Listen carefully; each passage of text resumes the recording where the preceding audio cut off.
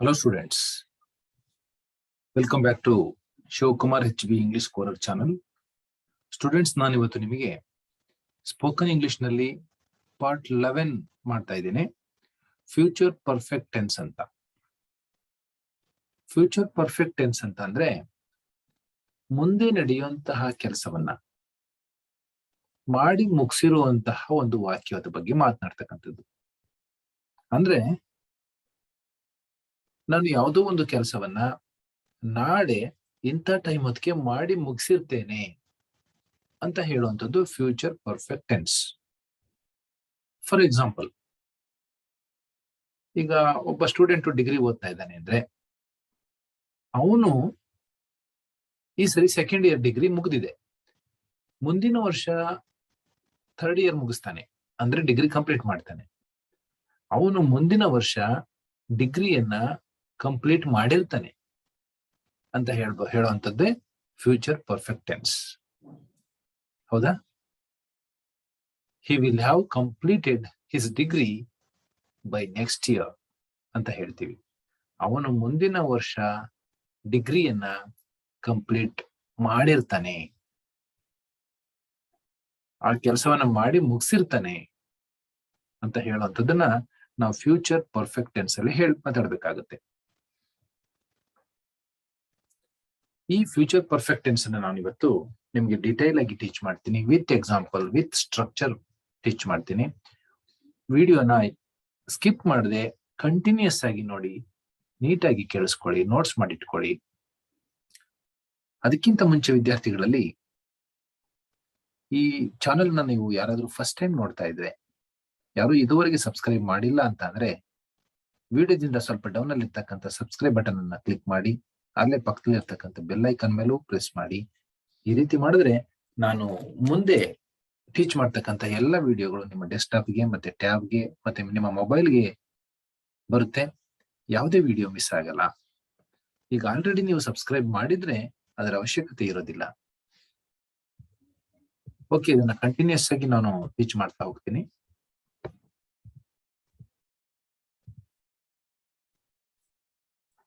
ಈ ತರ subscribe button ಇರುತ್ತೆ ಮಕ್ಕಳೇ. ಸಬ್ಸ್ಕ್ರೈಬ್ ಬಟನ್ ಅನ್ನ ಕ್ಲಿಕ್ ಮಾಡಿ, ಅಲ್ಲೇ ಬೆಲ್ ಐಕಾನ್ ಕೂಡ ನೀವು ಟಚ್ ಮಾಡಿದ್ರೆ ನಿಮ್ಗೆ ನೋಟಿಫಿಕೇಶನ್ ಬರುತ್ತೆ.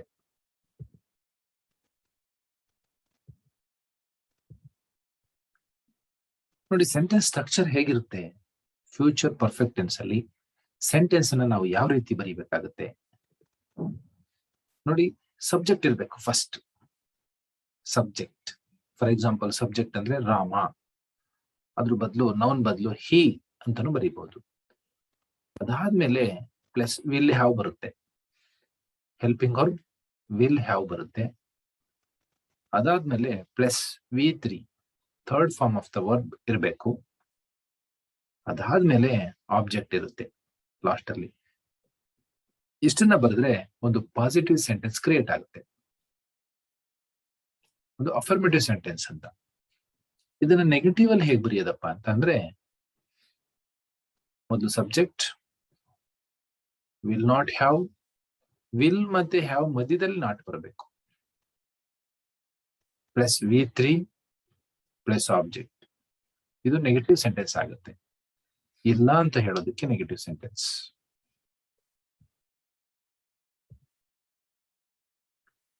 ಸಬ್ಜೆಕ್ಟ್ಸ್ ಮತ್ತೆ ಹೆಲ್ಪಿಂಗ್ ವರ್ಬ್ ಮತ್ತೆ ಮೈನ್ ವರ್ಬ್ ಚಾರ್ಟ್ ಹೇಗಿರುತ್ತಪ್ಪ ಅಂತಂದ್ರೆ ನೋಡಿ, subjects I, we, you, he, she, it, they. ನನ್ನ ಹಿಂದಿನ ವಿಡಿಯೋಗಳನ್ನ ನೀವು ನೋಡಿದ್ರೆ ಇದರ ಮೀನಿಂಗ್ ಗಳೆಲ್ಲ ನಾನು ಹೇಳಿದ್ದೀನಿ, ಪುನಃ ಹೇಳೋ ಅವಶ್ಯಕತೆ ಇರಲ್ಲ. ವಿಲ್ ಹ್ಯಾವ್, ಹೆಲ್ಪಿಂಗ್ ವರ್ಬ್ ಜಾಗದಲ್ಲಿ ವಿಲ್ ಹ್ಯಾವ್ ಬರುತ್ತೆ. ಈ ವಿಲ್ ಹ್ಯಾವ್ ಇವೆಲ್ಲವಕ್ಕೂ ಆಗುತ್ತೆ, ಐಗೂ ಆಗುತ್ತೆ, ವಿಗಾಗುತ್ತೆ, ಯುಗಾಗುತ್ತೆ, ಹಿ, ಶಿ, ಇಟ್, ದೇ ಎಲ್ಲವಕ್ಕೂ ವಿಲ್ ಹ್ಯಾವ್ ಆಗುತ್ತೆ. ಹಾಗಾಗಿ ನಾನು ಒಂದ್ಸರಿ ವಿಲ್ ಹ್ಯಾವ್ ತಗೊಂಡಿದ್ದೀನಿ. ಇನ್ನು ಮೈನ್ ವರ್ಬ್ ಹೇಗ್ ಬರುತ್ತಪ್ಪ ಅಂದ್ರೆ arrived, reached, studied, searched, learned, worked, travelled. ಯಾವುದೇ V3 ವರ್ಬ್ ಅನ್ನ ನೀವು ಯಾವುದೇ ಸಬ್ಜೆಕ್ಟ್ಗೆ ನೀವು ಸೇರಿಸ್ಕೊಂಡು ಹೇಳ್ಬೋದು. ಈಗ ಒಂದು ಸಬ್ಜೆಕ್ಟ್ಗೆ ಐ ವಿಲ್ ಹ್ಯಾವ್ ಅರೈವ್ಡ್ ಅಂತ ಹೇಳ್ಬೋದು. ಇದೇ ಸಬ್ಜೆಕ್ಟ್ಗೆ ಮತ್ತೆ ಐ ವಿಲ್ ಹ್ಯಾವ್ ರೀಚ್ಡ್ ಅಂತ ಹೇಳ್ಬೋದು. ಮತ್ತೆ ಇದೇ ಸಬ್ಜೆಕ್ಟ್ಗೆ ಐ ವಿಲ್ ಹ್ಯಾವ್ ಸ್ಟಡೀಡ್ ಅಂತ ಹೇಳ್ಬೋದು. I will have searched, I will have learned, I will have worked, I will have travelled. ಇದಾದ್ಮೇಲೆ ನೀವು ವಿಗ್ ತಗೊಂಡು ಮತ್ತೆ ಇದೇ ರೀತಿ ಎಲ್ಲ ಮೇನ್ ವರ್ಬ್ಗಳನ್ನು ವಿಗೆ ಹೇಳ್ಬೋದು ನೀವು. ಅದಾದ್ಮೇಲೆ ಯೋಗೆ, ಅದಾದ್ಮೇಲೆ ಹಿ, ಅದಾದ್ಮೇಲೆ ಶಿ, ಅದಾದ್ಮೇಲೆ ಇಟ್, ಅದಾದ್ಮೇಲೆ ದೇ, ಹೀಗೆ ಹೇಳ್ಬೋದು. ಅಥವಾ ಒಂದೊಂದನ್ನ ಒಂದೊಂದಕ್ಕೆ ಬೇಕಾದ್ರೂ ಹೇಳ್ಕೊಳ್ಳಿ. ಜಾಸ್ತಿ ನೀವು ವರ್ಕ್ ಮಾಡ್ಬೇಕು ಅನ್ನೋರು ಒಂದೊಂದು ಸಬ್ಜೆಕ್ಟ್ ಅನ್ನಕ್ಕೂ ಎಲ್ಲ ಮೇನ್ ವರ್ಬ್ಗಳನ್ನು ಹಾಕಿ ಸೆಂಟೆನ್ಸ್ ಅನ್ನ ಮಾಡಿಟ್ಕೊಳ್ಳಿ. ಇದು V3, V2 ಅಂತ ತಿಳ್ಕೊಬೇಡಿ, ಇದು V3 verb form of third form of verb. Verb form ನ 3ನೇ ಫಾರ್ಮ್ ಅಲ್ಲಿ ಬರುತ್ತೆ. For example, go, went, gone. Gone ಅನ್ನೋದನ್ನ ತಗೋಬೇಕು ಇರೆಗ್ಯುಲರ್ ವರ್ಬ್ ಆದ್ರೆ. ರೆಗ್ಯುಲರ್ ವರ್ಬ್ ಆದ್ರೆ ಅರೈವ್, ಅರೈವ್ಡ್, ಅರೈವ್ಡ್. 3ನೇ ತಗೊಳ್ತೀರಾ. ಎಲ್ಲಕ್ಕೂ 3ನೇದೇ ಹಾಕ್ಬೇಕು. V3. ಇದು ಗೊತ್ತಾಗಿದೆ ಅಂತ ನಾನು ಅನ್ಕೊಂಡಿದ್ದೀನಿ. ಮುಂದಕ್ಕೆ ಹೋಗ್ತಾ ಇದ್ದೀನಿ. ಡೈಲಿ ನಾವು ಎಕ್ಸಾಂಪಲ್ಗಳನ್ನ ಯಾವ ರೀತಿ ಯೂಸ್ ಮಾಡ್ತೀವಿ, ಡೈಲಿ ಎಂತ ಸಂದರ್ಭಗಳು ನಮಗೆ ಬರುತ್ತೆ, ಮಾತನಾಡ್ತಕ್ಕಂಥ ಒಂದು ಸಿಚುಯೇಷನ್ ಹೇಗೆ ಕ್ರಿಯೇಟ್ ಆಗುತ್ತೆ, ಎಂತೆಂತ ಮಾತುಗಳನ್ನ ನಾವು ಡೈಲಿ ಯೂಸೇಜ್ ನಲ್ಲಿ ಬಳಸಬೇಕಾಗುತ್ತೆ ಈ ಒಂದು ಟೆನ್ಸ್ ಅಲ್ಲಿ ಅನ್ನೋದನ್ನ ನಾನು ಇಂಪಾರ್ಟೆಂಟ್ ಡೈಲಿ ಯೂಸೇಜ್ ಆಗ್ತಕ್ಕಂಥ ಒಂದು ಎಕ್ಸಾಂಪಲ್ಗಳನ್ನೇ ತಗೊಂಡು ನಿಮಗೆ ಎಕ್ಸ್ಪ್ಲೈನ್ ಮಾಡಿದ್ದೀನಿ. I will have done my work. ನಾನು ನನ್ನ ಕೆಲಸವನ್ನ ಮಾಡಿ ಮುಗಿಸಿರ್ತೇನೆ. ಯಾವಾಗ? ಮುಂದೆ. ಮುಂದೆ. ಇದು ಫ್ಯೂಚರ್ ಟೆನ್ಸ್ ಆಗಿರೋದ್ರಿಂದ ಮುಂದೆ ಮುಗಿಸಿರೋದ್ರ ಬಗ್ಗೆ ಮಾತಾಡ್ಬೇಕು. ಮುಂದೆ ಮುಗಿಸಿರ್ತೀನಿ ಅಂತಕ್ಕಂಥ ಒಂದು ಭರವಸೆ. ಇವಾಗ ಮಾತಾಡ್ತಾ ಇದ್ದೀವಿ, ನಾನು ನಾಳೆ ಮಾಡ್ಕೊಡ್ತೀನಿ, ನಾಳೆ ಮುಗಿಸ್ಕೊಟ್ಟಿರ್ತೀನಿ ಅನ್ನೋದ್ರ ಬಗ್ಗೆ ಮಾತಾಡ್ತೀವಲ್ಲ, ಆ ಒಂದು ಸನ್ನಿವೇಶವನ್ನ ಗಮನದಲ್ಲಿಟ್ಕೊಂಡು ಈ ಒಂದು ಟೆನ್ಸ್ ಅಲ್ಲಿ ಮಾತಾಡ್ಬೇಕಾಗುತ್ತೆ. I will have done my work. ನಾನು ನನ್ನ ಕೆಲಸವನ್ನ ಮುಗಿಸಿರುತ್ತೇನೆ. ನಾಳೆ ಬಂದ್ ನೋಡಿ, ನಾಳೆ ಮಧ್ಯಾಹ್ನ ನನ್ನ ಕೆಲಸವನ್ನ ಮುಗಿಸಿರುತ್ತೇನೆ. Yes, I will have done my work by afternoon or by 1 o'clock, by 3 o'clock ಅಂತ ಹೇಳ್ತೀವಲ್ಲ ಹಾಗೆ. We will have reached Bengaluru by 8 PM. ನಾವು ಬೆಂಗಳೂರಿಗೆ 8 ಗಂಟೆ, ರಾತ್ರಿ 8 ಗಂಟೆ ಅಷ್ಟರಲ್ಲಿ ತಲುಪಿರ್ತೇವೆ. ತಲುಪೋದ್ಕಿಂತ ಮುಂಚೆ ಮಾಡುವಂಥದ್ದು. ಇನ್ನು ತಲುಪಿರಲ್ಲ. ಫ್ಯೂಚರ್ ಟೆನ್ಸ್ ಅಲ್ಲಿ ನಾಳೆ ಇಷ್ಟೊತ್ತಿಗೆ ಅಂದ್ರೆ 8 ಗಂಟೆಗೆ ನಾವು ಬೆಂಗಳೂರನ್ನ ತಲುಪಿರ್ತೇವೆ. ಇಂಥ ಒಂದು ಸೆಂಟೆನ್ಸ್ ಅನ್ನ ನಾವು ಮಾತಾಡುವಾಗ, ಇಂಥ ಒಂದು ಸಂದರ್ಭ ಬಂದಾಗ ನಾವು ವಿಲ್ ಹ್ಯಾವ್ ಅನ್ನು ಹಾಕೊಂಡು ಮಾತಾಡ್ಬೇಕಾಗುತ್ತೆ. That is called as future perfect tense. Next example, she will have finished this work by 2 PM. ಅವಳು ಈ ಕೆಲಸವನ್ನ 2 ಗಂಟೆ ಅಷ್ಟರಲ್ಲಿ ಮಾಡಿ ಮುಗಿಸಿರುತ್ತಾಳೆ. ನೋಡಿ ಎಷ್ಟು ಚೆನ್ನಾಗಿದೆ. ಅವಳು ನಾಳೆ 2 ಗಂಟೆ ಅಷ್ಟರಲ್ಲಿ, ನಾಳೆ ಅನ್ನೋದಕ್ಕಿಂತ ಟುಮಾರೋ, ಬೈ ಟುಮಾರೋ 2 PM ಅಂದ್ರೆ ನಾಳೆ, ಬೈ ಟುಡೇ 2 PM ಅಂದ್ರೆ ಇವತ್ತು 2 ಗಂಟೆ ಅಷ್ಟರಲ್ಲಿ ಮಾಡಿ ಮುಗಿಸಿರ್ತಾಳೆ. ಅದನ್ನ ಬೆಳಿಗ್ಗೆ ಮಾತಾಡ್ತಾ ಇರ್ತೀರಿ. ಇವತ್ತು ಮಧ್ಯಾಹ್ನ 2 ಗಂಟೆ ಅಷ್ಟರಲ್ಲಿ ಅವಳು ಈ ಕೆಲಸ ಮಾಡಿ ಮುಗಿಸಿರ್ತಾಳೆ ಅಂತ ಹೇಳುವಾಗ ಈ ತರ ಸೆಂಟೆನ್ಸ್ ಅನ್ನು ಯೂಸ್ ಮಾಡಬೇಕು. She will have finished this work by 2 PM. ಅವಳು ಮಧ್ಯಾಹ್ನ 2 ಗಂಟೆ ಅಷ್ಟರಲ್ಲಿ ಈ ಕೆಲಸವನ್ನ ಮಾಡಿ ಮುಗಿಸಿರುತ್ತಾಳೆ. ನೋಡಿ, ನೆಗೆಟಿವ್ ಅಲ್ಲಿ ಹೇಗೆ ಹಾಕ್ಬೋದು ಸೆಂಟೆನ್ಸ್ ಅನ್ನ? ಶಿ ವಿಲ್ ನಾಟ್ ಹ್ಯಾವ್ ಅಂತೀವಲ್ಲ, ಅದನ್ನ ವೋಂಟ್ ಹ್ಯಾವ್ ಅಂತ ಮಾಡ್ಬೋದು. ವಿಲ್ ನಾಟ್ ಎರಡು ಸೇರಿದ್ರೆ ವೋಂಟ್ ಆಗುತ್ತೆ. ವಾಂಟ್, ವಾಂಟ್ ಹೀಗೆ ಬಳಸಬೇಕು. ಕಾಂಟ್ರಾಕ್ಟೆಡ್ ಫಾರ್ಮ್ ಅಲ್ಲಿ ಇಟ್ಟಿದ್ದೀನಿ. She want have finished this work by Friday. ಅವಳು ಫ್ರೈಡೆ ಅಷ್ಟರಲ್ಲಿ ಈ ಕೆಲಸವನ್ನ ಮಾಡಿ ಮುಗಿಸಿರುವುದಿಲ್ಲ. ಮಾಡಿ ಮುಗಿಸಿರಲ್ಲ ಅವಳು ಫ್ರೈಡೆ ಅಷ್ಟರಲ್ಲಿ ಈ ಕೆಲಸವನ್ನ ಅನ್ನುವಂಥ ಒಂದು ಸಂದರ್ಭದಲ್ಲಿ ಮಾತಾಡುವಂತಕ್ಕಂಥದ್ದು. ನಾಟ್ ಸೇರಿಸ್ಕೊಂಡು ಮಾತಾಡುವಾಗ ಹೀಗೆ ಬೈ ಫ್ರೈಡೆ. ನೋಡಿ, ಇದನ್ನ ಈ ರೀತಿನೂ ಬರೀಬಹುದು. ನೋಡಿ, ಇಲ್ಲಿ ಬೈ ಫ್ರೈಡೆ ಇದೆಯಲ್ಲ, ಬೈ ಫ್ರೈಡೇನ ಫಸ್ಟ್ ತಗೊಂಡು ನಾವು ಮಾತಾಡ್ಬೋದು. She want have finished this work ನ ನೆಕ್ಸ್ಟ್ ಕ್ಲಾಸ್ ಅಲ್ಲಿ ತಗೋಬಹುದು ನಾವು. ಬೈ ಫ್ರೈಡೇನ ಫಸ್ಟ್ ಕ್ಲಾಸ್ ಅಲ್ಲಿ ತಗೋಬಹುದು. ಬೈ ಫ್ರೈಡೇ ಅವಾಗ ಕಾಮ ಹಾಕೋಬೇಕು.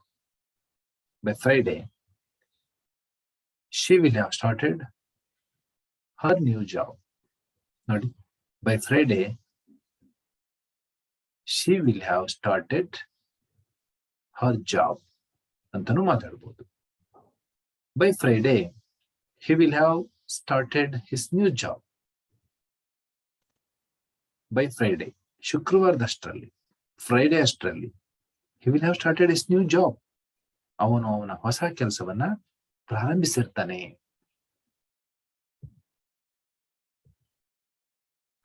He will have retired by next month. ಅವನು ಮುಂದಿನ ತಿಂಗಳು ರಿಟೈರ್ಡ್ ಆಗ್ತಾನೆ. ಮುಂದಿನ ತಿಂಗಳಷ್ಟರಲ್ಲಿ ರಿಟೈರ್ಡ್ ಆಗಿರ್ತಾನೆ. ಕೆಲಸ ಮುಗಿದೋಗಿರುತ್ತಲ್ಲ, ಆ ಸಂದರ್ಭವನ್ನ ತಕೊಂಡು ನಾವು ಇಲ್ಲಿ ಮಾತಾಡ್ಬೇಕು. ಆಗಿರ್ತಾನೆ. She will have spoken to Raju. ಅವಳು ರಾಜು ಜೊತೆ ಮಾತನಾಡಿರ್ತಾಳೆ. ಅವಳು. By next week we will have planned the conference. ಮುಂದಿನ ವಾರ ಅಷ್ಟರಲ್ಲಿ ನಾವು ಒಂದು ಕಾನ್ಫರೆನ್ಸ್ ಅನ್ನ ಪ್ಲಾನ್ ಮಾಡಿರ್ತೀವಿ.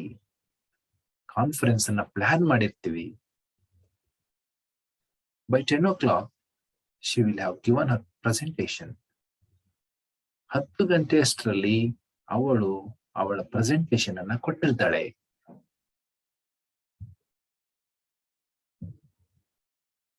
She will have given a presentation by 10 o'clock.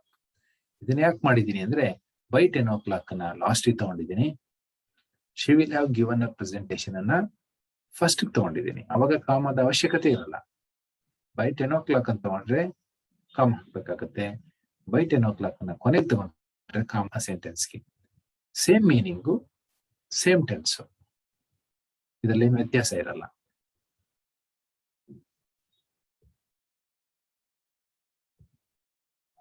By 9 PM we will have dinner. 9 ಗಂಟೆಯಷ್ಟರಲ್ಲಿ, ರಾತ್ರಿ 9 ಗಂಟೆ, PM ಅಂದ್ರೆ AM ಅಂದ್ರೆ ಬೆಳಿಗ್ಗೆ, ರಾತ್ರಿ 9 ಗಂಟೆಯಷ್ಟರಲ್ಲಿ we will have dinner. ನಾವು ಡಿನ್ನರ್ ಅನ್ನ ಮಾಡಿರ್ತೇವೆ. ರಾತ್ರಿ ಊಟವನ್ನ ಮಾಡಿ ಮುಗಿಸಿರ್ತೇವೆ ಅಂತ. You will have finished shopping by that time. ಆ ಟೈಮ್ ಅಷ್ಟರಲ್ಲಿ ನೀವು ನಿಮ್ಮ ಶಾಪಿಂಗ್ ಅನ್ನ ಮುಗಿಸಿರ್ತೀರ. I will have done this work by tomorrow. ನಾನು ಈ ಕೆಲಸವನ್ನ ನಾಳೆ ಅಷ್ಟರಲ್ಲಿ ಮುಗಿಸಿರ್ತೇನೆ, ಮಾಡಿರ್ತೇನೆ. In the next few years, I will have taught thousands of students. In the next few years, ಮುಂದಿನ ಕೆಲವು ವರ್ಷಗಳಲ್ಲಿ I will have taught thousands of students. ನಾನು ಸಾವಿರಾರು ವಿದ್ಯಾರ್ಥಿಗಳಿಗೆ ಪಾಠ ಮಾಡಿರುತ್ತೇನೆ.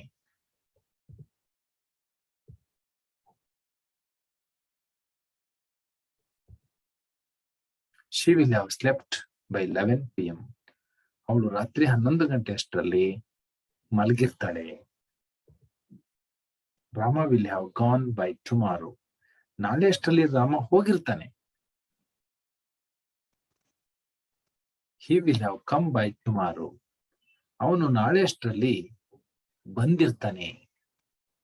ಕಮ್ ಅನ್ನೋದು V3. ಕಮ್, ಕೇಮ್ ಮತ್ತೆ V3ಗೆ ಕಮ್ ಬರುತ್ತೆ. ಎಷ್ಟೋ ಜನ ಕೇಮ್ ಅಂತ ಹಾಕ್ಬಿಡ್ತಾರೆ, ತಪ್ಪಾಗುತ್ತೆ. V1ಗೂ ಕೂಡ ಕಮ್ ಇದೆ, V2ಗೆ ಕೇಮ್, V3ಗೂ ಕೂಡ ಕಮ್ ಇರುತ್ತೆ. V1 V3 ಸೇಮ್ ಇರುತ್ತೆ. ಕನ್ಫ್ಯೂಷನ್ ಮಾಡ್ಕೋಬಾರ್ದು. ಇಲ್ಲಿ V3 ಹಾಕಿರೋದು ನಾನು. By next year I will have completed my degree. ಮುಂದಿನ ವರ್ಷದಷ್ಟರಲ್ಲಿ ನನ್ನ ಡಿಗ್ರಿಯನ್ನ ನಾನು ಕಂಪ್ಲೀಟ್ ಮಾಡಿರುತ್ತೇನೆ.